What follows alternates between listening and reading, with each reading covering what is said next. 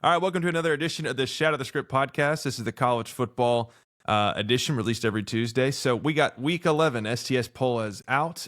It is official. It has been contributed by none other than the medical guy who is joining us today for some expert college football analysis, if you will. I don't know about expert. There we go. Exactly. You know what? And we were joking about it before we started. We said we're going to have a loaded college football episode, and it's almost too much to unpack. We've seen some other guys that have released content, and you're watching those guys, you're going, good Lord, God bless their souls. Like, there's just so much controversy once you get outside of number 6 Ole Miss, Yes. according to the SCS poll, number 6 Ole Miss. So we're going to dive into all that. We're going to get into some predictions, maybe talk a little bit about coach firings, and then we're going to do kind of like pick 3 teams per contributor and kind of analyze them within the top 25 rankings. So without further ado, the medical guy, welcome back to the show. Glad to have you in. It's the beginning of hunting season, November. So Oh yeah. Busy thanks time. for coming back. All right, so diving straight into the STS poll, Week 11 edition. As you're seeing on the screen, there's a lot of changes and there's a lot of controversy, outside of the top 10, if you will. And I'm going to try and summarize in a brief way before we get into some true analysis of these college football teams. But, at first glance, some newcomers that joined the top 25 is Pittsburgh and North Texas. Pittsburgh was a part of the just outside of the script previously in Week 10. North Texas is on a roll at 8-1, doing their thing. Their one loss being South Florida, so they make it in. Nobody's still talking about Iowa at number 24. So those guys make the rankings. And then USC reappears inside the top 20. Going to be 5-2, 6-2 at this point right now, coming off a victory versus Nebraska, which I projected last week. And so those are some newcomers to rejoin the top 25 rankings. But, out of a couple of these, Jacob, we were looking at some group of 5 schools, and just like we'll briefly, I thought I can pick your brain about the group 5 schools, but like Memphis and North Texas, like obviously North Texas probably isn't going to beat a lot of these teams in the top 25, but they got a better record than most. And, those people just outside of the script, Washington, TCU, SMU, and Cincinnati, like, do you concur? Do you disagree? Like, how do you view the group 5 teams? Well, I mean, I think you kind of hit the nail on the head there. Is like, yes, they may not beat some of these teams, but like at some point you have to look at overall record. You got to look at the offense. You got to look at like who their losses are to. None of them have been necessarily bad losses. There's no ass whoopings, anything like that. But you also, I think you got to look at some of the coaching as well. Like the coaches at UNT and Memphis have kind of done it for the past couple of years, where they've been here and where they've been before. And so I think you just got to look at kind of like how they're winning, and necessarily like the scores that they go by. Yeah. And so like North Texas, like just looking at like their wins against most of their opponents have been rather large victories, and like it's just interesting to see that. And then but then see like, I don't know, like your USC, like that's more of a big name, and like yes, I do think they should be ranked, but at the same time, like one side of the ball for that team does not play, it seems like. And so it's like they get ranked every year, but like USC's that big name, big recruiting grounds. Yeah, everybody brand. knows of USC. Yes, national brand, and like, how do we not recruit for defense there? Like, how is it just offense? And so it's just interesting to look at both sides of that coin there, where it's like big brand, you gotta rank them, yada yada. But then it's like at the same time, it's like North Texas has to deal with less, right? Has to deal with less, and is still getting the job done. Like, I mean, we've all heard the story about North Texas quarterback, right? He didn't play high school ball. Like, he didn't play. 0 star.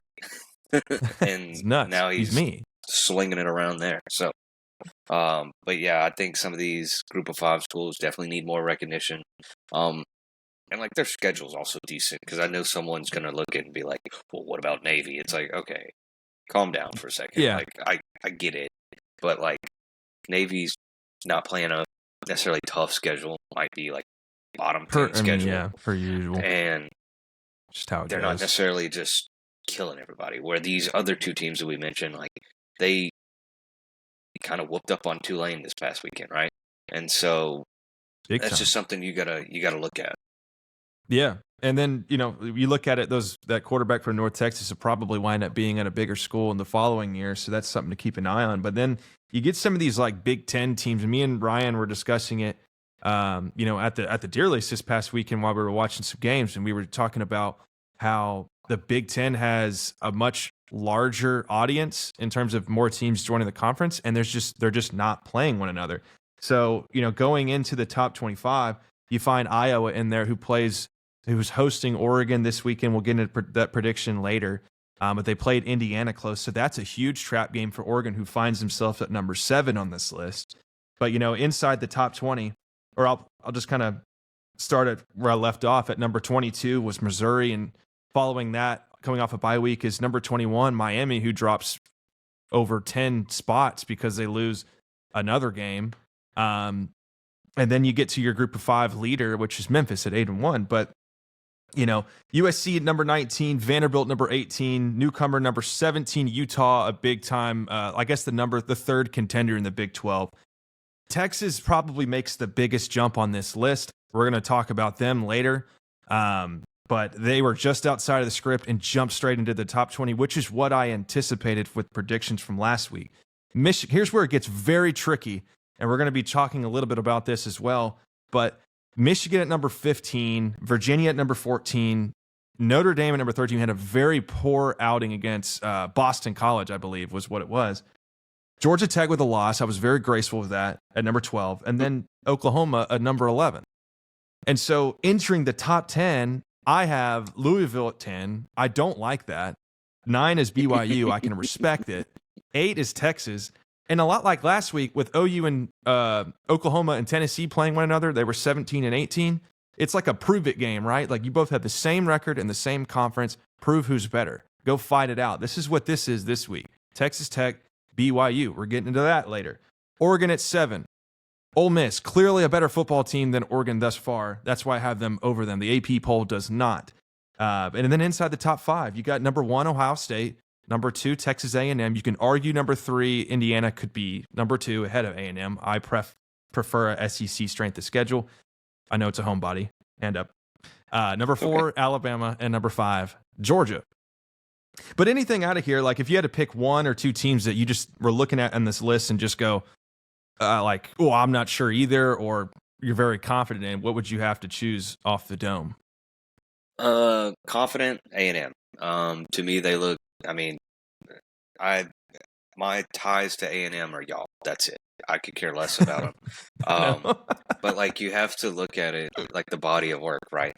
And I think that's one of the few teams that has won it in multiple different ways. They won it in the defensive game, where maybe the quarterback in the rushing attack wasn't great, or maybe the quarterback in the rushing attack wasn't great at the beginning and then came along. They've done it where it's been guns blazing straight out of the chute. They've done it to where Marcel Reed controls the game. They've done it to where their two-headed running backs have controlled the game. I just think they're the more complete team. And like we've talked about, like you mentioned, an SEC-based schedule, that is harder. And they do, I know they play Mizzou and then Texas, correct? Yeah. They have one in between there. Yeah, they play Missouri this upcoming week without Pribula, go to Samford, or play Samford at home, and then Texas. Yeah. Samford. South Carolina in between that too.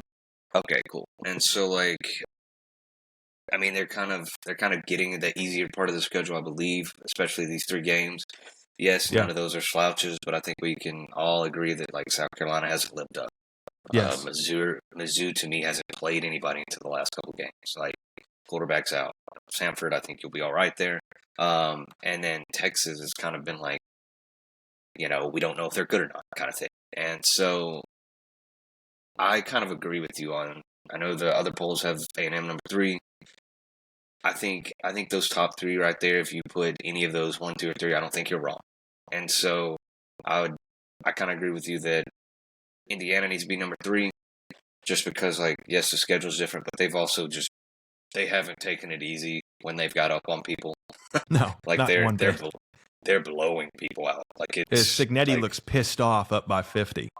Yeah, and so there's that. But I think, dude, to me, A&M has looked like a complete team this year. They kind of have it all. But leading into the next team, Texas. Okay, this one I just don't know. The the AP poll I think has them at number 13 at 7-2. I Yeah. think to me it's like their good wins are OU and Vandy. Hot take for me, I don't think OU's good. I don't. They've got. We're gonna differentiate on that. Yeah, they've. I was about to talk about. I don't think Mateer is just that great. I think he's one of those that it just wins. I don't know how. If you watch their games, you're just like, how does this happen? Like against Tennessee, dude, Aguilar played awful. Yeah, he awful. And like maybe it's because I'm biased on like how to win games, I guess. And OU is not a pretty offense to watch. They're not. No, it's ugly. I do 100% agree with that. It is. They essentially look like they're running the triple option, just out of spread. Like everything is so ugly. Anyway, but that was one of the good wins. And then Vandy obviously is one of the good wins, which I'm also down on Vandy. I don't think they're as good as everybody thinks they are. And then their bad losses, and one of these is technically a win, but like Florida was a terrible loss, and that's when Florida was bad. Yeah. And then Kentucky, they won, but you had to go to double overtime against Kentucky, and it's a 16-13 game. Like, that's not good. Arch Manning, we talked about this earlier. Obviously, it's set really high for him. Okay, if you look at his stat numbers, they look great. But if you dive into the game, half his touchdowns are against nobodies. So it's like, yeah, I don't necessarily think that he's been. It's worth considering, right, when evaluating the team. Yeah, and so it's like if you watch this last game, okay, they jumped out way ahead, and if you really looked into it and watched the game, I think Sark did a good job of establishing confidence early by getting these short, quick passes. Basically, what Colt McCoy made his money off of, right? Short, quick passes, get his confidence, and then build it up from there. But if you look at the ESPN report, it's like 70-yard touchdown. It's like, well, not really. Right. Yeah. What's the yak? Throw. Yeah. And so his numbers look great, but a lot of that was yak, which I'm not going to knock him for because he did the right thing and everything. But I think, and we've said it off the record, right, that Texas's offense looks like a quarterback that doesn't have confidence and a play caller that doesn't have confidence in his quarterback. And so it looks very cautious, very don't make a mistake-ish, very don't put him under pressure. And I think that's one of the points I have here is like when you ask him to do a lot, he's not good, yet. I think he will be. He's got the intangibles. I said, but when they establish confidence early, you've seen in the last 2 games, he ends up doing well. And then another point on Texas is like the defense. Like, where's it been the last 2 days? That was the stronghold of everyone's evaluation of Texas early on was, okay, well, at least the defense is playing well, but they went through that 3 or 4 game stretch where they played nobody after Ohio State. And then it was, Florida allowing 29 points. It was, Kentucky, they looked great. Then the following game, it was Mississippi State, who has scored a lot like Arkansas, scored 30-plus points on everybody. And if you look at Mississippi State, we can get into that later. There's a chance they could be 7-2, 8-1. Yeah. Yep. It's nuts.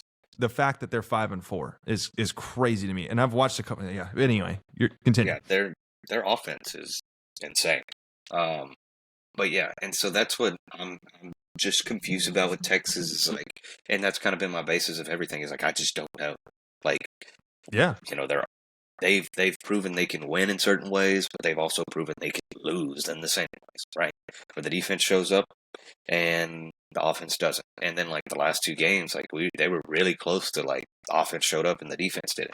So it's just like strange. I don't know if I necessarily agree with them making that huge jump. To understand those points. But I was just saying, like the audience, I feel like needs to understand what you just kind of said. There is we don't know yet with Texas, and this is why looking from the outside in and not being emotionally attached to the brand is essential when you're in the ranking system. And of course, we all have our favorite teams and whatnot, and mine happens to be really good this year. So just negate that from your own ranking and judge it how you see fit. But when you're watching Texas, it was like early on in the year, the offense looked abysmal, but the defense was performing very strongly. And then you go to the past 3 or 4 games with OU and Florida, the offense still looks abysmal, but they're winning through defense. But then all of a sudden, the offense clicks later on, and the defense doesn't play well. So we don't know what this team is. They should not have won the game versus Mississippi State, but they did. They should not have won the game versus Kentucky in overtime, but they did. They should not have won this game or that game but they did.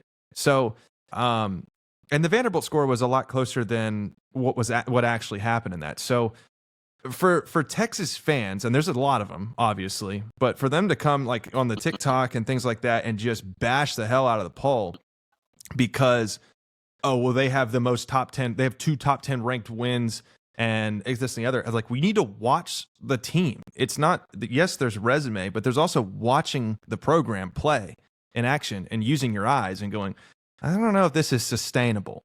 And that's fair to say. And even my 2 best friends who are, out of the Dallas and they're Texas fans, they say the same thing about their own team. They actually have a little bit of, they have sense to them to where they can say, I'm a fan, but I see concern here. And so I would encourage that from the audience to give a little grace on that because, and it's the same thing with Notre Dame, but you make really great points where one side of the offense shows up the first half of the season, and then the other side shows up, but the defense doesn't. So it's very strange. There's still a lot more games to prove. Obviously, they've got a big game coming up against Georgia, A&M at the end of the year. So there's a lot. There's a lot that could happen for Texas, and it could be an 8-4 team. They could come out with some victories. I don't know, but so far 7-2. But this is a good transition into Oklahoma to say, like to your point earlier, we differentiated on which team we value in the top 12 essentially, but like I look at Oklahoma and what I respect out of them is obviously their strength of schedule is something that's highly talked about across the SEC, and they're just battling their asses off. And I'm watching Mateer; they're trying to use him in the same capacity that they're using like Haynes King for Georgia Tech, but it's not as efficient. And so what I've noticed from my evaluation of Oklahoma's offense is, Mateer does have the tendency to hold on to the ball too long, but then at the same time, there happens to be almost zero separation within the receivers, and then the run game is so awkward that I talked about this in the poll where people are saying, "Oh, you should be this place or this place," but you watch their run game and it's like Mateer has like twice as many carries as their quote unquote committee backfield that they're running with the actual running backs, and it just doesn't seem to be as effective as they had hoped. But then their defense is, a top 5 defense in the college football atmosphere nationally. So I look at that and I say, well, I value defense wins championships, but at the same time, like their offense does enough to keep it competitive in strong games or against strong opponents. So I see that. I see if they can win 2 more games out of their remaining schedule, then this could be a highly successful season in terms of what they have faced on their strength of schedule. And so that's why I kind of jumped them a little bit towards 11, watching their football games and projecting them to win against Tennessee on the road. And then to your point, like Joey Aguilar didn't play well, but I think that's credit to also the defense, which I value with Oklahoma. So, a lot to unpack there and a lot to unpack with the SEC in general, but what were your thoughts on if you wanted to dive deeper into Oklahoma? I mean, like I mentioned, I just don't like watching them. Like, it may They're be a boring. Texas thing, but as I said, like they're very boring. They play a very ugly style of football. But they win. Okay, they've won. I think it feeds into like the head coaching philosophy, right? Brent Venables came from Clemson, very defense-driven guy, and so I would imagine that their defense should be pretty good. Now, I will say Joey Aguilar played bad. I don't necessarily think that it was a lot on the defense because there were 2. Both his picks were bad throws, like, and not like good coverage, yada yada. Like, he's throwing the ball and like it's one of those where you like, where are you looking? What are we looking for? Yeah. But it may just be a little bit of a biased take, being from Texas. It's just you can't I just can't see anything good in Oklahoma. Yeah, and I don't think they're a playoff team, but that's for them to decide for sure. But um, an honest evaluation of the team is like what you're saying. Is it's a boring team. They're finding ways to win. Is it sustainable? That's in question. Like a lot of things in the SEC are, but we'll see how their season progresses. But on here you had Texas Tech, Texas A&M, and Texas. We've covered A&M and Texas. I would say, going into this BYU Texas Texas Tech matchup this weekend, like we saw Will Hammond take over for a little bit. We saw their defense be extremely efficient throughout the Big 12 so far. Sam Leavitt made an appearance for Arizona State to upset them at home, and then he's out for the season.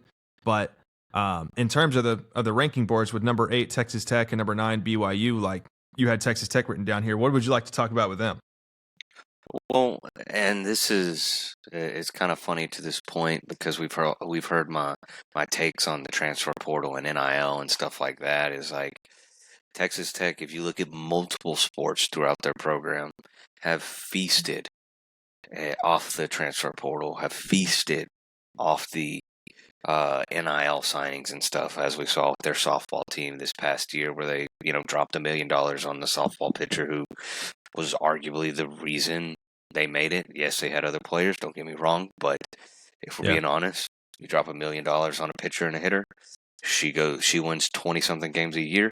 She pitches every game in the World Series tournament. It's like they must be up to something. Well, they did the same thing with football, and they said they looked at their defense. Because I don't know if you may or may not have paid attention to Texas Tech from last year to this year, but they've got the same people on defense that they had last year, but guess where they are? Third string, because they went out and bought a defense, and it showed. They got multiple good linebackers. They got a really good pass rush, and to correlate and coincide with their offense.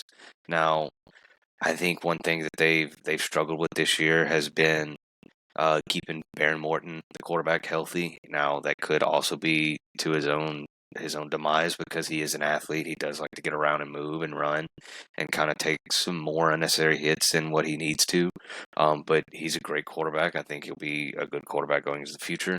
But if you also, like I was talking about with their defense, if you look at it, when we think of Texas Tech, right?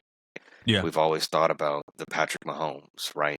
Classic. The Graham Harrells, the stuff like that, to where like they got to score 50 points to win a game.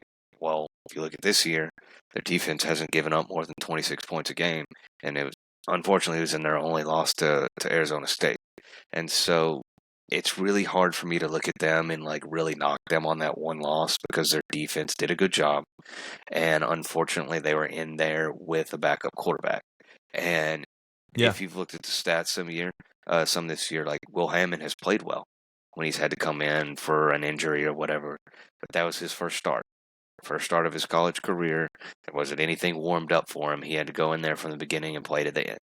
And so I think if you watch the game, basically until the fourth quarter, he looked very nervous. He looked very rattled.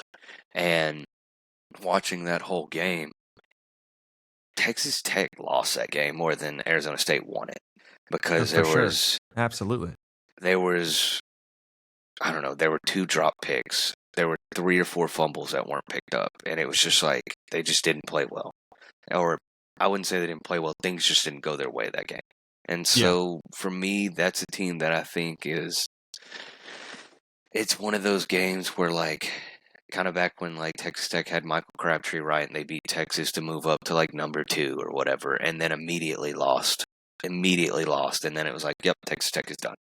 And it's kind of the same mindset this year. Is like they finally got moved up to I think they were like number 5 or number 6, and then they just had one bad game against Arizona State with a backup quarterback, and it was like you're out.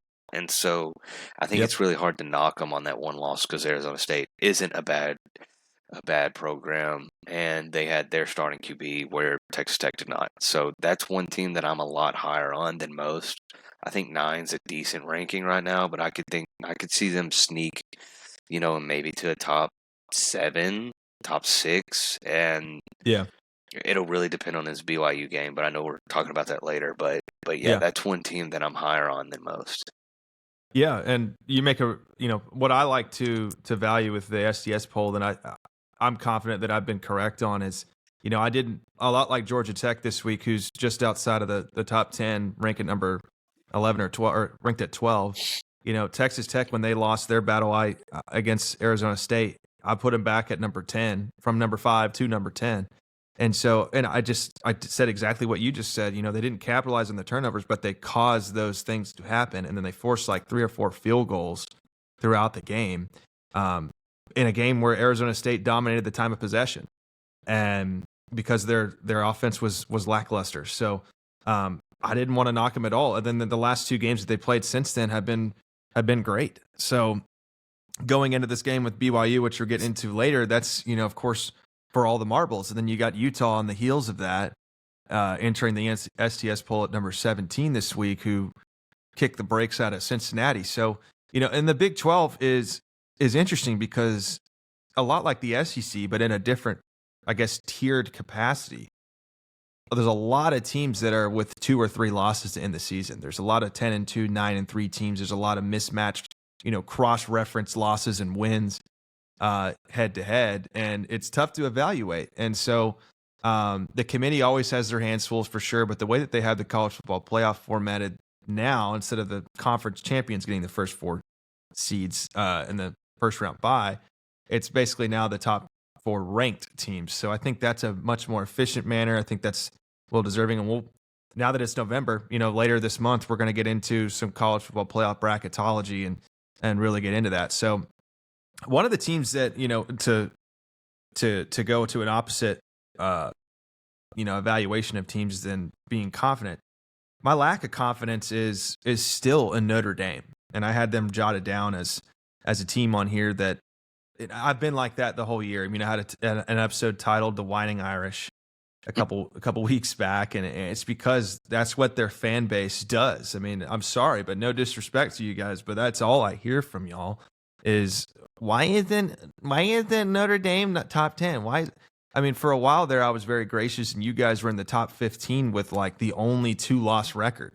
So I was very gracious of you guys. I mean, but coming off of playing Boston College, who's 1-8 on the year, 1-7 at the time when they were playing, and coming out of that game winning 25-10. And you look at the box score, and like CJ Carr's got an efficient stat line, Jeremiah Love's got an efficient stat line, like per usual. Like CJ Carr is going to be a good quarterback for Notre Dame for sure.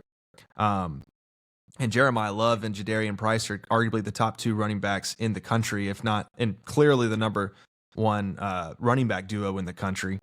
When you're trying to find a place to put them, the unit of measurement is so off the charts and irrelevant to the rest of the college football atmosphere that it bugs me. And I look at it and go, okay, so now with the new ranking system, it's going to pick the top, after the top 4, it's going to pick the rest of the 7 or 8 teams that are deserving to be in there, ranks 5 through 12, right? And it's Notre Dame can easily access that, with their 3 toughest games being A&M, Miami, and USC. And if you wanted to count an SEC opponent in Arkansas, you can do that. But yeah, they did have Miami, A&M, USC, and then I will give them credit. This year's schedule is better than years past. Like, at least they tried. But I agree with you. It's they front end loaded the schedule, because if you look at the back end, it's like Boston College, Navy, Pitt, who is not bad, Syracuse, Stanford. Yeah. Like, what are we doing there? So it's it's hard to defend. Yeah. So, and what's going to be interesting is and that's where you get into a whole nother topic, is which 3 lost teams get in, and which 1 or 2 lost teams don't, because that's how it's. Because you mentioned it about we've mentioned it about SEC, and I mean we'll talk about Big Ten as well. Is like if you have whoever's in the ACC at the top of that conference, it's like does a 1-loss team or a 2-loss team over there get in before a 3-loss team in the SEC or the Big Ten? It's like you're gonna start getting into that, so it'll be interesting. But I agree with you. Like Notre Dame, it's like how do you look at them and say like if they're sitting at a 14th or 15th, or say if they have 3 losses, like say if they end up losing to Pitt, who's a good team, how do you look at them and be like, yeah, they deserve the 12th spot over, Right. over I don't know, a 1-loss or 2-loss Big Ten team. So it'll be Yeah. interesting. Or say Miami doesn't lose another game this year and they win their conference, right? Like say like how can we sit there and say like a 2-loss Notre Dame and a 2-loss Miami? Like who do you pick? Right. So that's where to me it gets very interesting. Yeah. And, and to your point, like Notre Dame lost to Miami by 3 points early on in the season. And, after their 2 losses to SMU and Louisville, and Carson Beck having this turnover issue and this, that, the other, does that negate Notre Dame further down the line when the selection process happens? Or like I've mentioned before in previous episodes, does the selection committee look at that and overvalue the national brand of Notre Dame, and that exerts them over a team that is more deserving? And so that's my major concern heading into, December, this upcoming month, is I'm just worried that the wrong team might get in if Notre Dame wins out. And alternatively, when you look at Notre Dame, I would like to, if I had the choice to, I would like to almost interview these coaches who have Notre Dame on their schedule mid-season, who, okay, let's say it's, like Pittsburgh, right? Pittsburgh plays an ACC schedule. Well, late in the year at 7-2, they're battling and they're trying to compete to get a spot, obviously. And then there's an outlier on their schedule that says Notre Dame. And you're like, well, that's weird. How do we prepare? How does this selection process work if we lose a non-conference game to a national brand who's an IA independent? How do you evaluate that? And then, like you said, the schedule's so front-loaded. And I think the reason that is because a lot of times the beginning of the football season for conference teams is they usually have a nationally televised game in weeks 1 or 2, where it's like, okay, A&M played Clemson a couple years ago, like 2 years in a row, once there, once at A&M. A&M played Notre Dame these last 2 years, last year in week 1, this year in week 3. And so that's because those preseason non-conference games are mixed in between those first 3 or 4 weeks, that Notre Dame has no choice but to squeeze that game in to the beginning of the year. Yeah. Therefore, if you goof those 2 games and the rest is you just got a rivalry game against USC, what do you do then if you're the selection committee? So it's worrisome. Yeah, and it's also taken into consideration, and I think this is always a weird thing, like when you start to look at it as like, are we looking at like, because like if we say for Notre Dame and Miami, I'll just keep using those 2 as examples, but the committee starts looking at like, well, what are their worst losses? And it's like, well, their worst losses are Notre Dame's or Miami and A&M, right? Yeah. And like you said, Miami's are SMU and Clemson. And so it's like, to me, I always hate the reasoning and be like, worst loss versus best wins, or best wins versus worst losses. I think when you start looking at that, which I think a lot of the committee and coaches do look at, I think that's where you kind of lose the point. It's like, what are we talking about? Like, we're talking about worst losses? Like, when has that ever been a good thing? Like, I don't care. Like, it's if that's the case, if that's the case, Alabama had a pretty bad loss. Like, yeah, what do you do with that's that? where, and so that's where I think that's just like a brutal argument, but it's an argument that and a conversation that always is had every year. Yeah, and then transitioning from that to the last team I have written down here is, another Big 12 team in Utah. Last week being just outside the script, they're landing at number 17, as I mentioned before, on this week's poll. And, I watched them and I looked at the matchup between Cincinnati and Utah. And if you missed it, there's the STS segments clip with the predictions. Thank you. And I saw. and so you saw that 4 for 4, But There we go. Anyway, going into that, I was looking at Cincinnati, and I really like the Cincinnati's quarterback, and I'm going, okay, Utah's worst losses, if you want to go back to that, is Texas Tech and BYU. And that Texas Tech game is such a strange one because it was very close for 3 quarters until Texas Tech had like a 24-point fourth quarter. Just completely separated the margin late in the game, which is strange. And then you go to the Holy War with BYU and Utah, as I've mentioned before, and you lose by 3 in a very lethargic game. Yeah. Fast forward to a 7-1 Cincinnati, you playing them last week, and you're hungry for a win, which is kind of the reason why I chose Utah over there. And Dylan Dampier, or I think that's his first name, Dampier, is a pretty prominent quarterback for the Big 12. Goes out there and, they controlled every aspect of this football game. So, that game was over by the first quarter. Yeah, and so to something to consider with like the Big 12 is if Texas Tech drops the game versus BYU, well then they win the tiebreaker over Utah, but both of them have 2 losses now within the conference. So, and Texas Tech has a worse loss versus Arizona State. So then the committee is going, whoa. What do we do here with Utah? Utah finished 10-2, so did Texas Tech, and BYU was 12-0 or 11-1, whatever they decide to be. And then there's a conference championship. So, I think that's an interesting one to keep an eye on if you're a Big 12 fan and you're watching this. Is what does Utah do as a dark horse team? Because the rest of them are by default, maybe outside of like Cincinnati. Cincinnati's in the Big 12, I think, but outside of that, everyone else they're eliminated with 3 losses. So you're looking at Utah, exactly. BYU, and Tech. Yeah, and to add to that point, a lot of them are eliminated with 2.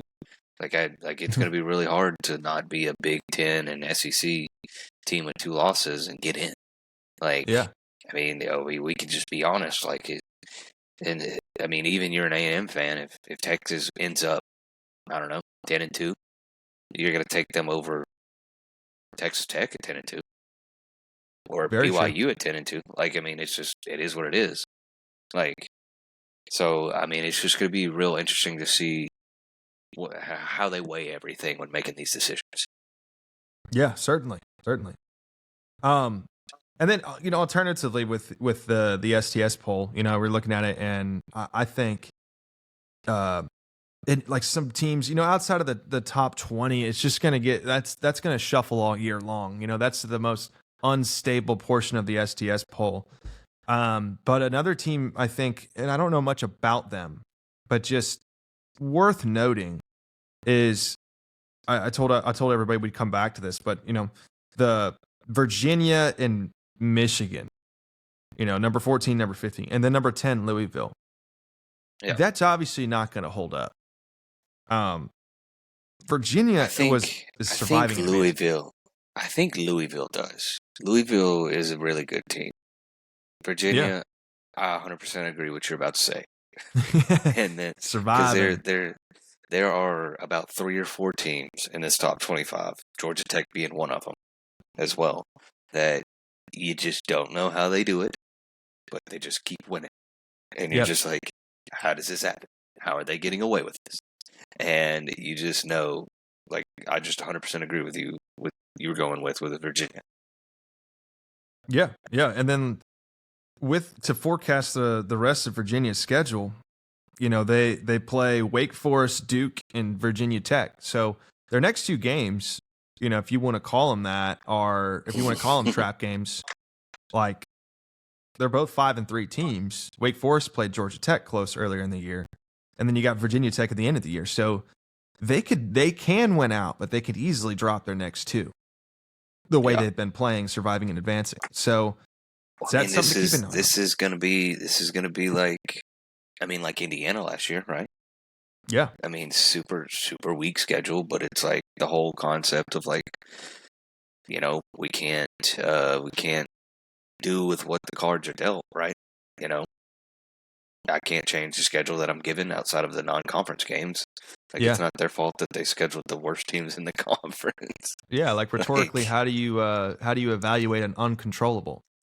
yeah. So there's a very easy chance Virginia ends up in that conference game, and then them ending up being 12-0. It's like, so Yeah. And then Michigan, looking at them like, um, they've been such a strange team, and we've talked similarly about them throughout the year. Is they're just a team that, and Bryce Underwood, I think, is a good quarterback, and he will be going forward as he progresses and gets older. But that's their limitation, is having a true freshman at quarterback. And is that going to be appealing to the eye to the selection committee, or is that going to be appealing in the Ohio State game coming up in a couple weeks? Like, I guarantee you, with what Ohio State's schedule looks like, they're basically playing every team in preparation every week in practice for Michigan. yeah, That's kind of how lackluster their schedule is. It's like, all right, well, the next 4 games, and the coaches don't say this to the players, obviously, but I think in those coaches meetings, they're sitting there going, all right, what's the game plan for Michigan in 6 weeks? yeah, And and like, and then they go in, and Michigan's, playing some pretty good teams, coming off of, Nebraska, USC, Washington, Oklahoma earlier on in the season. And then, they play Northwestern Maryland, who's pretty underrated, and Ohio State. So, if Michigan drops one more game, they're out. No questions oh asked. yeah, But 100%. so for them to be at number 15 on the STS poll is gracious. I got to say, like, when we were generating the poll, it's just kind of one you leave alone, and you let the next week decide and Yeah, go from there. because they're a team also to me. They're very similar to Texas to me. I don't know if they're good or not. Yeah. Like, I mean, when they play a good team, they get beat or it's really close, and then when they play a bad team, they beat the crap out of them. But Yeah. like they lost to OU, which was a close-ish game. They played Nebraska close, and then like USC beat the crap out of them, and then it's like I just don't know if they're really good. Yeah. I could see. To me, they're 20 to 25 ranked team. Like, that's it. No better, no worse. I don't think so, Yeah. unless they lose to somebody. Unless they lose to Maryland by 50, then they move out. But Yeah, exactly. outside of that, they're 21 is perfect to me. Yeah. And that's where you need those teams within 16 to 22 on the poll to start stabilizing, to win those games, and win or lose those games, so that there's some cement added to the pavement. Well, let's get into a little bit of coach firing, and then we'll wrap it up with the projections on the third segment. But I don't know. And with the coach firings, it's interesting, because you made a good point off the record before we started the episode. And I'll let you get into that. But so far, you have Brian Kelly, Hugh Freeze, Billy Napier, and there's James one Franklin. more. James Franklin, sorry, with Penn State. So in previous episodes, I dove deep into the James Franklin thing, talking about 4-21 versus ranked teams, and the very few opportunities on their schedule every year to prove themselves against a Big Ten opponent, or maybe a nationally televised game. And they're failing to win those opportunities. They might go 10-2, but those 2 losses are to the 2 prominent best teams that they played on their schedule. And so I think that was the reason for the firing for James Franklin, which you can argue with a wall whether that was the right decision or not. But I think that's what Penn State was looking at, is my personal belief. And then, you talked about Napier.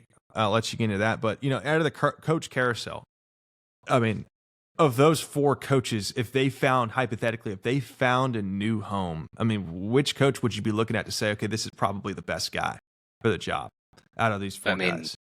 I mean, it's got to be James Franklin. I mean, kind of like we talked, like, yeah, he didn't win necessarily the big games, I guess, but like, they're not asking him to go to Alabama. Like, No. now at the same point, like if I'm James Franklin, like I mean, who like LSU may be the only thing comparable right now.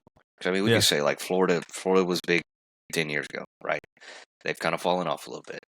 LSU is kind of the only big name that I could see that would live up to that stature, right? If I'm James Franklin, I'm not leaving Penn State to go to Virginia Tech or Virginia or No. Nebraska. Like I'm not doing that. Like you're sitting there. You may not call them bloods, but like you've got one of the greatest atmospheres. You've got all the recruiting tools you need. You've got all the NIL you need. You play in a great conference, and you're at the top of it for majority of his time there. He was between Yeah. top one or top three team there, multiple, big bowl games, everything like that, everything you can ask. To me, it would be hard. Like, I think he's the best option, but at the same time, if I'm James Franklin, unless some school comes calling me, like an LSU, or and I'm not saying these are opening, but like an LSU, a Texas, an A&M, a USC, uh, you know, I mean, Florida would have to go nuts. And so that to me is like, if I'm James Franklin, unless those teams come crawling or offer something crazy, I'm sitting at my house like collecting a paycheck because like Yeah. Collecting that you're buyout money. you're kind of you just came from like the top of the top. I mean, we could be honest there, and so that's the best choice. But like at the same time, I don't blame him if he sits on the lake or in the, for me, the deer stand or on the golf course or whatever, just Yeah. collecting a paycheck. Unless some AD calls me and said like, yeah, hey, you get a Lincoln Riley deal to come here, and it's like, okay, cool, I'll see you Monday. Right. Like, but like Napier, like at Florida, I mean, there was a stat put up, I don't know, a couple weeks ago about Florida head coaches, and essentially all of them had 10 plus games over winning record, over 500. And then Napier was like right at 500. So like the Yeah. past 6 coaches, and it's like, doesn't look good. Like you're not, and like you have a pool of recruitment in Florida. Like I know it's a battle of like Yeah. The different. FSU, Florida, Miami, but still like Florida Gators, SEC. You should win that. Sorry. Yeah. And then Brian Kelly, I think he's a piece. We kind of talked about this off the record. Yeah. I don't, yeah, he seems to be a decent coach. Doesn't seem to be like the greatest human. Wasn't great at how he left Notre Dame. Had some scuffles there and some incidents at Notre Dame. Comes to LSU. Has kind of always been in this weird little controversy about like how he handles, I don't know, the hometown situations there, how he's handled injured players, how he's handled, different athletic department there. I don't know if you've seen any of that, but like how he left the place, how he did everything. Just, Yeah. I mean, just seems like a lot of baggage for someone to. I mean, yes, he was at Notre Dame, but like he never won it at Notre Dame. He was given LSU, right?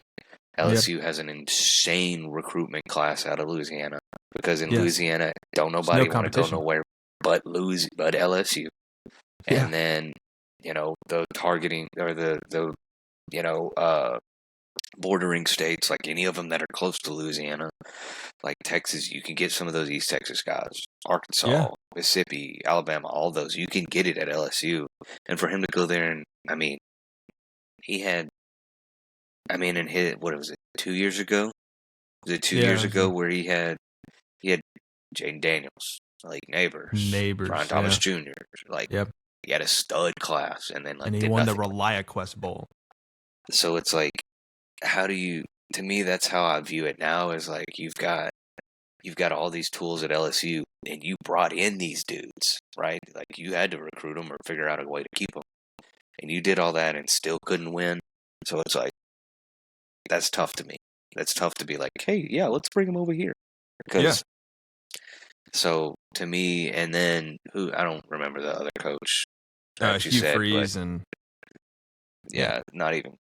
not even close. I wouldn't even. Hey, come be a defensive analyst for me. Get on out of here. Like, no, there's no shot. And so, I mean, you've struggled everywhere. So it's like, to me, I don't understand that. So I mean, I know I kind of ran it there, but like James Yeah. Franklin would be the only one, like even close. Yeah. And, if in James Franklin, if he doesn't find a good home, I think James Franklin's going to he seems like a reflective person, somebody that takes a lot of time to make an important decision. And he talked about that uh, on the set of ESPN for College Game Day and things like that. And I think, somebody made a good point on X saying that might have been an audition to go on television and to Yeah, be an analyst and I think that's a good maybe 1 or 2 year thing to kind of be really close to the game, but not be coaching it until the right fit opens up. And you think, okay, well, wouldn't this be the right year to obtain a head coaching job that's like very, very successful, very big time brand, like because all these, LSU's open, Florida's open, Auburn's open, et cetera, et cetera. These other guys might be out the door. And you're like, well, maybe hold your water for a year or two because maybe a better opportunity might present itself. But with Brian Kelly and what he's not been able to accomplish and the baggage that he carries, and he seems like more of the coach to say, oh, we're going to offer you this amount of money to come coach at this school, who's a decently branded school like UCLA. We want you to come coach at like UCLA because, it's in California. It's this. We think you can revive the program. Yeah. Here's a ton of money. He'd probably say yes in an instant. Yeah. And James Franklin would be the guy to say, thank you, but no, thank you. I'm going to wait and I'm going to see what's the best option out there for me. So, yeah. If anything, my projection is LSU takes a coach who's currently coaching for someone else right now. Yeah, it's Lane Kiffin. Like I'm unloading whatever funds we have for Lane Kiffin. I'm pulling stocks. I'm doing whatever, and I'm saying, hey, come over here. And I've said it before, but it always feels different. Like if you lose with a bad offense, you suck. But if you lose with a good offense, well, that looks prettier. It's like, polish it with a bow on it. Looks a lot prettier. And so it's like, that to me is what LSU, I think, will try to do. Because you've got the tools, you've got the people, you've got Nussmeier, I think, coming back. Like, you've got the weapons, everybody's healthy. He's been someone that can kind of revitalize quarterbacks and offenses. You may look like Arkansas, but you still might win. And so it's like, to me, I think that's the coach that will be at LSU. And that's a huge possibility too. But he's got the swagger, he's got the recruitment, he's got the resume at an Ole Miss school who, historically before Lane Kiffin got there, it wasn't as noticeable as it is now. But in terms of basically poaching another SEC coach and getting him to LSU, that would be such an intriguing move for LSU. And I disagreed with that in a couple episodes ago, saying I think Lane Kiffin's going to stay put. But then at the same time, I kind of look back and say hindsight's 2020. Shouldn't, after the recent extensions for some other coaches, you would think that they would have extended Lane Kiffin right then and there to lock him into a contract extension. They haven't. And so that might be a Lane Kiffin thing, saying, I'm going to see. I'm going to weigh my options here in a little bit. Yeah. I'm going to go to Baton Rouge. Yeah. I'm going to go to Louisiana. And if you're any of these other schools, my last point here is Saban did not leave too long ago. Take from the Saban tree as much as you can until that Saban tree has dissipated. And then when that's over, take from the Kirby Smart tree and go from there. But as long as you can do it, look for those Saban tree guys. And I don't think they'll disappoint. I think they're going to be just fine. But, the governor's going to supposedly pick this next LSU guy, and politics should stay out of sports, obviously. But the guy that's in charge of LSU and their hiring, he's had a horrible track record. So I don't know how that's going to go. Yeah, I don't know how that'll go. I just think, you've either got to go big name or you've got to go hometown favorite. And big name is Lane Kiffin. And it sounds funny to say this, but the hometown favorite You already know who it is. Yeah, Coach O. yeah.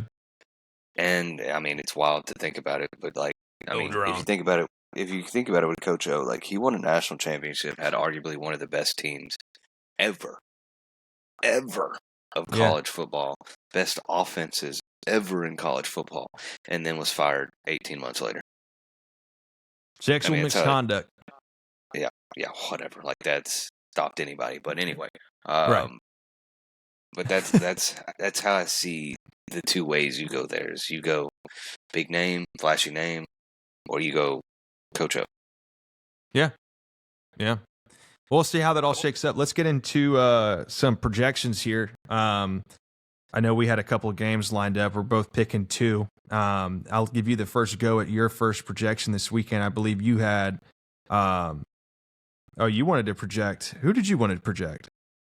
I was doing teams that we've kind of talked about, but Texas Tech, BYU, A&M versus Mizzou. Because I know you want to college talk game day. I know you want to talk about A&M, so I'm not going to take that joy away from you. So we going to predict that. Okay. First, we got to talk about Texas Tech, BYU. Oh yeah. Okay? To me, these two teams, I really don't understand how Texas Tech's a 10.5-point favorite. I thought this was going to be more of like a 3, maybe a 2.5, but maybe Vegas knows something that I don't. And kind of my points here, and I've kind of mentioned it before, but like biggest point is like, are these teams for real? Like, are they for real, or is this just the Big 12 facade that we're seeing, right? Yeah. Where they get beat. Now, obviously, they lost to Arizona State, but like, if we look at all the other games that Texas Tech has played when they've been healthy, they've been notable wins, right? There's been a big gap in the scoring margin. So, other points with there is like, with Texas Tech is keep Barron Morton healthy. I know you've got Caleb Douglas, you've got other receivers, you've got Aiken, you've got I can't remember the running back's name right now, but he's been tearing it up this year. But if you can keep Barron Morton healthy, I think you do a really good job and you win this game. Because offense with him in it is just different, right? It's just different. He gives you a little bit more athleticism. He gives you a little more improvisation and can really just stretch the field and at the same time control the pace of play with like the quick game and stuff. And then for BYU, to me, if they want to win it, Texas Tech has always been known for moving fast, getting down the field, overwhelming you, stuff like that. I think if BYU can control the pace of this game and not let Texas Tech just run at their own pace, I think BYU could do a really good job at winning this game. I do think that this is going to be your classic Big 12 kind of shootout. Obviously not going to be like your 51-50 shootout, but I think this is going to be somewhere in the range of like a 30-ish point shootout. But I do have Texas Tech winning this 34-31. It might be a little biased just being from Texas, but a lot of BYU's games this year have kind of been that same type of ugly play that I'm talking about. Also, BYU's quarterback's number, I don't know if you've looked at, that's just ugly to look at. Don't fucking like it. 47. It's just tough, like, to look at and be like, yeah, that guy's going to win this ball game. So, I've got Texas Tech 34-31. Yeah, I think it's... What you got on that game? Yeah, I think it's Bear versus Barron, right? It's kind of very, very cool. I didn't even think about that. That's a good one. Bear versus Barron. And so I look at it in terms of experience. I think, just to briefly put it that way, like I think experience with Morton versus experience with Bear. Like true freshman guy going in there, kind of lethargic offense. It takes a while to really get started. They had that close game with Arizona, that close game with Utah, very slow moving. And I think if it gets to a point where Texas Tech starts to roll offensively and BYU is starting to play catch up, which they obviously can't allow, I think Texas Tech can. I think that's where the 10.5 point spread might be coming in there. But yeah, I'm not going to overcomplicate this game. I'm with you, and I don't even call it like state bias or in-state bias, but I think Texas Tech is the better football team. I think they're going to show it at home, which is another advantage. I know there's no tortilla throwing, but I see this game being BYU controlling the outcome in the first half, but then Texas Tech finishing this outcome in the second, being 28-20, Texas Tech with the victory. But a backdoor cover for BYU if you wanted to go BYU to not cover. I think that's smart if you're a better. Yeah. Yeah. Hey, So, live reaction right now. Are you watching this Cowboys game? I've seen that it is 17-7. I've been watching it out of the side of my eye, and let me tell you, Jerry Jones Oh boy, they're at the must have 7. traded. Yeah, must have traded for a full like new defense because I'm watching Jacoby Brissett have a and Marvin Harrison Jr. have an absolute showing. Like this looks like 7-on-7 football right now. This is not good. Yeah, it's not good. Super Sorry. bad. I just wanted to get It's your worth live noting. reaction. Yeah. I had it on the Gamecast kind of peeking back and forth, and I'm like, I saw halftime. I was like, oh, halftime we're down by 10, whatever, and then all of a sudden look back at it again when you're mentioning it, and they're inside the 10. So They got down there in the replays, maybe. I think they should have. I'm hoping Jerry Jones traded for an archangel, an absolute seraphim. He needs to pull that pen he signed, the deal with the devil back in the day. He needs to pull that back out and start talking to his friend because whatever he's doing now ain't working. Yeah, he needs to get that ball pen and put pen to paper. Yeah. Or remove the pen from paper, whatever. Cut his hand and put it on the paper. Yeah. Remove head from ass. That's what he needs to do. That's what he needs to do. All right, I'll go to my portion of the predictions here, which is a Big Ten game. I think this is a sleeper one. Oregon at Iowa. Number 7 Oregon at number 24 Iowa. And I'm just watching like Jacoby Brissett. Just yes, dude. Like, oh my god, bro. Like y'all about to get embarrassed. Like if I was Dak, I'd be like, hey, Joe Milton, go out there. This ain't happening. Yeah, and saying that the confidence, he was saying in the press conference, like the confidence of the defense, like this, that, and the other. I'm confident. No, he's not. I promise you. Yeah, I just like if we look at the all 22 of that play they just ran there, they're either this scheme is just diabolical, or our players are borderline like Forrest Gump. Like because I watched that play and that no shot. You call that play right there. Oh my god. I can only imagine. I'm tuning into the second half, once we're wrapped up here. But number 7, Oregon at number 24, Iowa. I think, last time Iowa hosted a home game versus a ranked opponent, it was Indiana. And, they lost by 5 points. And I think that's the closest game Indiana has had outside of Oregon, which Oregon lost. So I'm going in here and I'm looking at, I'm sure Oregon's favored in this game, probably not by a lot if I had to, just because of just historic games at Iowa. But so Oregon is 5.5 point favorites. Okay. And hand up, like Iowa is not a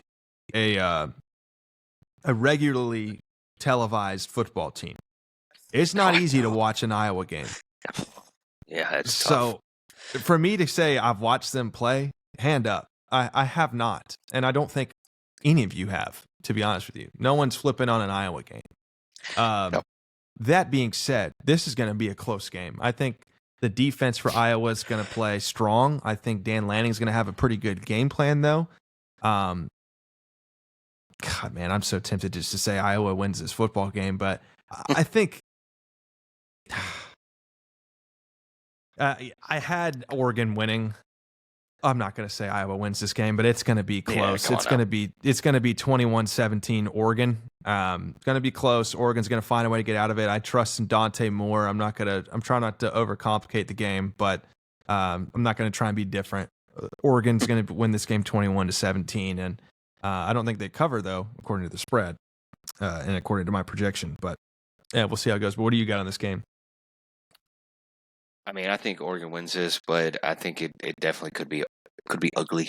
Could be a gross game. Could be one of those where you look and it's like, why is Oregon only winning 7-3 with 3 minutes left in the third quarter? It's like, Well, because neither team moves the ball. I mean, it's just, I mean, it's typical Iowa. They have a decent defense. Their offense is very gross, very old school, very Junction they don't throw boys. they don't throw the ball very much, and that's just how they play. And the thing that I think it's very similar to like how Iowa or Ohio State played Michigan last year, where Ohio State is not a run it down your throat, hyper physical team, and then they got beat by Michigan, who was. I think if Oregon tries to play their game, I think they do fine. If they try to out physical Iowa, I think it could go badly for them. So, but I think Yeah. Oregon wins this. I think they win it. I 100% agree with you. I think it's like a 17-14 win or 21-17 win. Like Yeah. nothing spectacular. A defensive turnover or defensive or special teams touchdown for Oregon wins in this football game. Oh yeah, They just punt get block or one of something. them. Yeah, just one. It's over. So look for that. All right, your second projection. So second projection. Okay, I wanted you to have your platform right here because I know you've just been itching. Okay, is A&M versus Missouri. Okay, truthfully, don't know how A&M's only a 6-point favorite or 6.5-point favorite with an injured quarterback with a Mizzou team who I don't think is necessarily that good. I was expecting A&M to kind of be, like a 8-12, right? Yeah. But some of my biggest points right here are, obviously the first from Mizzou's quarterback being hurt. You're kind of a borderline SEC team when that part of your team goes down. It's kind of the kiss of death right there. Like if you look at any of the like if Mississippi State, if their quarterback went down, tough. You're gonna suck. Like that is what it is. And so I think, only way I think kind of the same thing. If Mizzou only wins this game is if they just slow it down, play keep away, and make A&M try to do something uncharacteristic, right? If you're down 7-0, it's okay. A&M's offense is good enough; they will score. A&M's defense is good enough. I think they will keep Missouri from scoring. And so that's my other note is I have Aggies just keep doing what you're doing. Okay? Yeah. Don't get it. Don't overcomplicate things. Don't let the record get to you. Don't do it. Don't do it, Bobby. Like just stick the course. Don't try to do anything fancy. If Marcel Reed, if Mizzou's going to have to try to take one aspect of the game away, and it's either going to be Marcel Reed or it's going to be the running backs. They're either going to load the box or they're not. And so truthfully, I think they load the box and try to take the running backs away and say, this is all on Marcel Reed's shoulders. Same thing. Keep doing what you're doing. Don't overcomplicate it, and I think you win. I think the Aggies win. I think they go, what is it, to 9-0, right? Yeah. And I think they keep moving forward. They end the season fine. But I do think this could be like a game. I don't want to. I guess you could call it a trap game. Just to where I think A&M gets in their heads about things, and then you've been an Aggie fan, okay? Yep. The fighting 8-4s. Fighting 8-4s, baby. You're at the You're point at of no 8. return. You're at 8.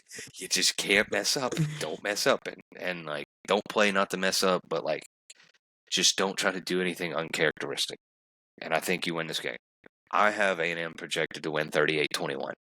I think this is a blowout for most of the game. I think they get to third or fourth quarter and they take everybody's starting to, grab the ice bags, take their helmet off. Marcel Reed's in a hat. They may score a couple, whatever, easy garbage time touchdowns, but I truthfully think A&M has this in the back. I know you're probably going to be like, yeah, but truthfully, if you just look at the two teams, if you just have a guy off, it's A&M all the way. I don't think it's even close. Yeah. The way I have it phrased with Elko is, he said it multiple times, is go in there and kick the door down. Yeah. Go in there and kick the mother effing door down, and don't care who's at quarterback, don't care whose house we're going into. And I think of that Michael Irvin clip where he's like, "Don't let them come into your house and take your meal," this, that, and the other. And he's like, "I'm not nervous. I'm just saying." That's how I'm approaching this game as an Aggie fan. But from an unbiased perspective and what I truthfully believe in this game, I'm actually thinking we're going to go in there and knock their socks off, to be honest with you. A young freshman quarterback taking over for Pribula. I think that pass rush, we got a true freshman or something like that who's just getting pressures out the booty. And, he's got Cassius Howell on the other side, who that mentality and the way you watch him, that is a top 20 draft pick. He's going to get after the quarterback there. The only hope I think Missouri would have in this football game is to get Ahmad Hardy just rolling on the ground. And that front seven for Texas A&M, I think is just too strong for that to happen. And then on the flip side, we've talked about before, Marcel Reed and the offense itself behind Colin Klein can win in pretty much every way. They could throw it, they can run RPO, and they can run the ball, and they can control the clock late in the game if they need to. So explosive plays, methodical drives, I think those are all on the table for Texas A&M. But if you get in a turnover war and you can't stop the run with Ahmad Hardy, you can get yourself into some trouble. But I'm banking on that not happening. I think A&M goes in there and, like I said earlier, and kicks the doors down. I think they put a 40 bomb on them. I think it'll be 42-20. And, I think that field goal comes early from Missouri, but I really believe that Elko has this team wrapped around their fingers, and just to say, look, I don't give a shit that we're 8-0. I look at this and we were 9-2 or 7-1 or whatever it was last year, and we blew it. And this year we're not that team. We're someone else. So I'm going to go aggressive there, and I'm going to say A&M goes in, and I'm starting to really trust this football team. And you were gifted an opportunity to go on the road against a backup quarterback. Don't squander it, because if you squander that, the committee is going to brutally destroy you in the polls. So that's my official. Absolutely. I don't know if that might be too aggressive. But anyway, I've got another SEC game to project. I like it. I got another SEC game to project, and that's LSU at Alabama. And truth be told, this football game is going to look easy on paper. LSU's going into Tuscaloosa. LSU lost their head coach. A lot of times, especially in modern day college football, these teams kind of roll over when something like that happens, a lot like what you're seeing with Penn State. And so Alabama, unfortunately, this is not what we want to see in the SEC, but like I mentioned with A&M earlier, Alabama's being gifted here. LSU coming into their house, nothing to play for. Alabama with everything to lose. Ty Simpson being a Heisman favorite. It doesn't seem like a close game, because I would argue Tennessee's a better football team than LSU, and Tennessee couldn't handle the heat versus Alabama. So I can't see a world where LSU goes into Tuscaloosa and handles the heat. And so from there, I've got Alabama winning this game like 38-17. It just doesn't seem like it's going to be a close outcome at all. But in terms of brand, this is a fun game to tune into, right? Because you want it to be close. Yeah. I don't think this game would be close, like, even if it was at Baton Rouge. After everything that's gone on, you go in and you just demolish the whole coaching staff. You've had all this go on. I don't think it's close. I'm totally with you. I think Ty Simpson, lights it up. I think it's going to be, honestly, I think it might be one of those days where it's like Ty Simpson might be out of the game by fourth quarter. I don't think it's going to be very close. LSU's got too much going on. Yeah. Truth be told, that's probably how it's going to look. And, it sucks for Nussmeier, but, But I'm honestly surprised there haven't been more of the portal commits, because you see all these people that have already, said like, hey, I'm entering the transfer portal, yada, yada, yada. Because now that if coach gets fired, you can do whatever you want. And so that to me is going to be, it's going to be interesting to see. especially if they come in and get, their teeth kicked in against Bama, how many people start declaring, how many people start leaving and stuff like that. And it'll happen. That happens that way in the new age of college football. Oh, More importantly, over all these games, you've got a big one down in Notre Dame. Navy. Kidding. Oh, we're I not thought you were going to say Henderson State and yeah, Navy You've going got into Notre Dame. Wonder how that game's and going to go. UTRGV. Rio Grande Valley. Yeah. Rumberjacks, Yeah, next week we're implementing an FCS poll. Absolutely. Yeah, you Well, get down into the nitty gritty. Carlton, they got beat this week, but they were one of the last 4 of Texas football teams undefeated. Which, speaking of that, shout out to Tyler Junior College. Finished season 9-0 this year, number 3 in the nation. Go Apaches! Go Apaches! Yes, sir. So, yeah. Balling. That's what we do in this family. We ball. Yeah. But anyway, what did the Cowboys do? Yeah, I saw that field goal or whatever. It's 24-10 or something. Yeah, it's 24-7 in the third quarter, and first off, we're throwing it to Cavante Turpin. Second off, we're kicking a field goal. Is Will Johnson locked down over there for the Cardinals? I mean, do we got ourselves a player? Afraid for him. I don't know. Well, I don't know. I think one of us could probably run offense for the Cardinals right now. Yeah. Let's go stick. Yeah. Dagger. Smash. But anywho. All right. Well, this was the week 11 edition of the college football episodes for the SDS pod. If you made it this far and you're a first-time listener, we thanks for joining us. And as always, our credentials are YouTube, Spotify, and Apple Podcasts. If you want to watch or listen to the show, you can search at Shatter the Script for all 3 of those platforms and find our episodes there. YouTube also features a SDS segments, which is 3 to 5 minute clips, covering exclusive or spotlighting just like highlighted topics throughout the episode. In case you don't want to watch the full one, you can get those 3 to 5 minute clips segmented. Alternatively, content comes out on TikTok, X, and Instagram. 60-second-ish clips. That's bite-sized entertainment if you're into that sort of thing. And then of course the SDS poll releases every Monday morning on a scheduled program. Big announcement coming December 1st. I announced it this morning. I'm excited. I haven't really told anybody what it is. I don't even know if it's even going to happen, but it's going to be a fun one. It's a cool college football related thing that's going to be interesting because it's going to be right before the college football playoff. And so, we might have ourselves, with the contributors and stuff, we might have ourselves our own little selection committee.